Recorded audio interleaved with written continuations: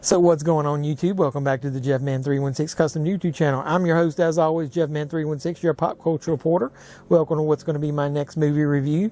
This is a review for the Netflix Hello JeffMan316, I'm back to play another game. Who are you? Hey, wait a minute, I recognize that. You're interrupting me again for this movie?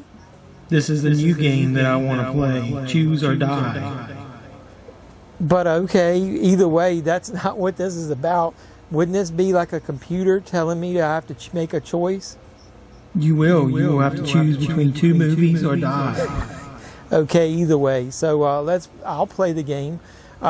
So you're going to give me two movies and I have to choose or die. So what's the first two choices? Choice number one. I get Jaws or Halloween.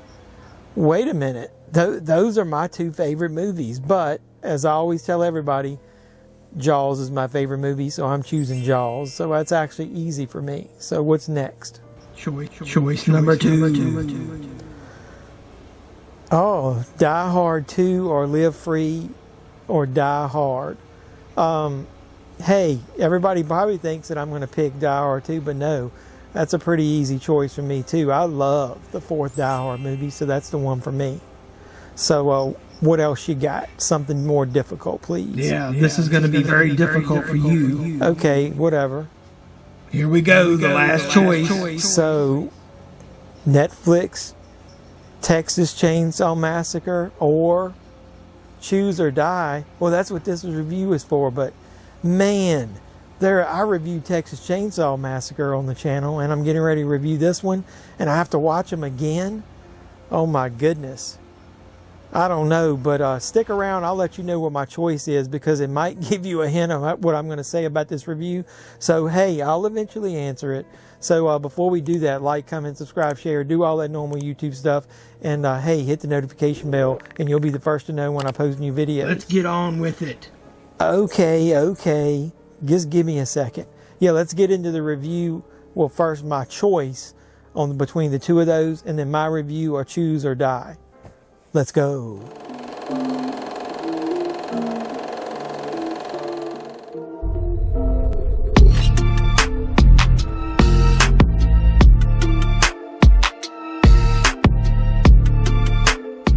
So I'll go ahead and give you my choice. This is pretty easy, obviously. I'm going to choose Texas Chainsaw Massacre. Now, I know when my original review of the movie, I wasn't that kind to it, but I did say that it wasn't as bad as a lot of people were making it out to be.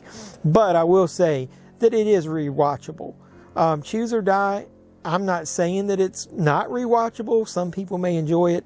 This reviewer right here just didn't think it was as good as it should have been.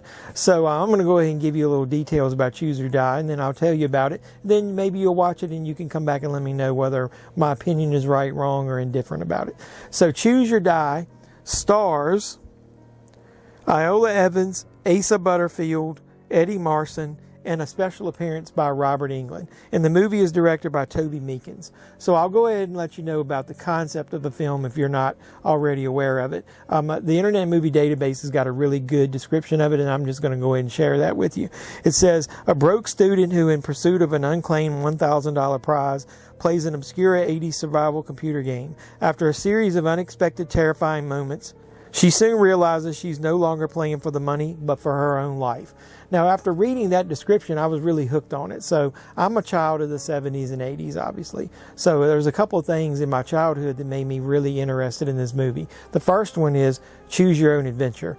Choose or Die is obviously a computer game, but as I was growing up, one of the cool things was Choose Your Own Adventure books, where you would actually get to a point in the book, you would make a choice, and then it would lead you to the next stage, and your choices could lead to a different ending, depending on what you made. Now, so they took that concept, obviously, and they made computer games out of it in the 80s, and I was a computer programmer early on, and I started out in computers, and I'll actually say I made a couple of little minor, nothing great, Choose Your Own Adventure type games on the computer. It was all command line based and nothing cool, no graphics or anything.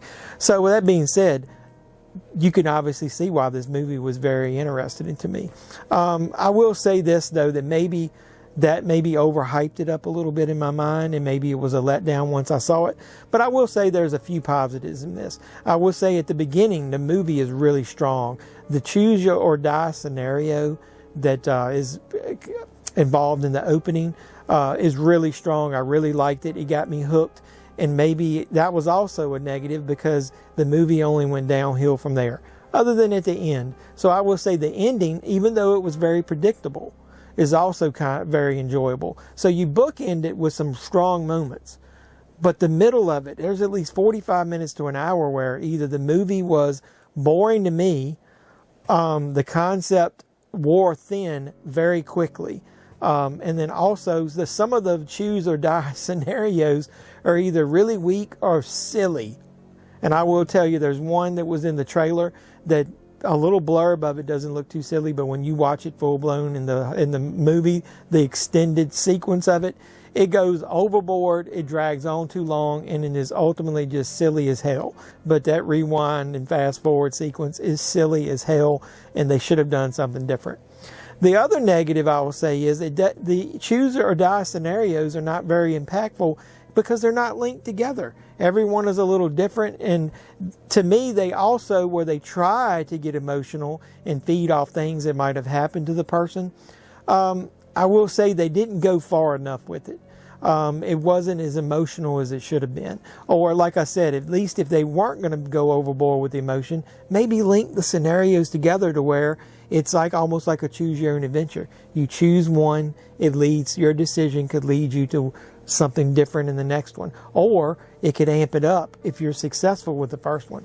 But like I said, really good concept, very poor on the follow through, very poor on the writing, very poor on the story.